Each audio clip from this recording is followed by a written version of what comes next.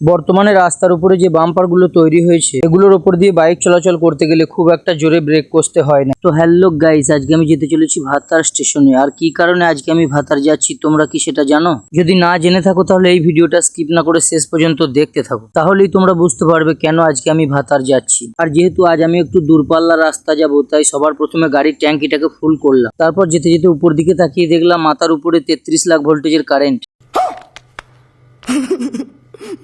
এরপর অবশেষে আমরা ভাতার পৌঁছে দেখলাম রেলগেট পড়ে গেছে, কারণ একটা লোকাল ট্রেন এই মুহূর্তে স্টেশন ক্রস করে দ্রুত গতিতে বেরিয়ে চলে যাচ্ছে। তবে আজকে আমরা ভাতারে এসেছিলাম স্কিনের ডাক্তার দেখাতে, তাই ভাবলাম ভাতার স্টেশনটা একটু ঘুরে যায়। তো অবশেষে ডাক্তারখানা পৌঁছে দেখলাম উপরে লেখা আছে বৃহস্পতিবার বাদে সব দিন খোলা থাকে, কিন্তু দুর্ভাগ্যের বিষয় হলো আজকেই বৃহস্পতিবার।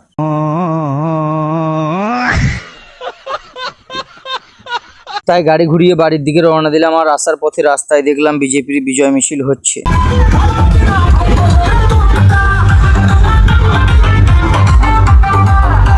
আর এখন আমাদেরকে কিছুটা পথ এইভাবেই যেতে হবে সুড়ঙ্গের ভেতর দিয়ে। তবে আমরা জানি না এই রাস্তাটা কোথায় গিয়ে শেষ হচ্ছে।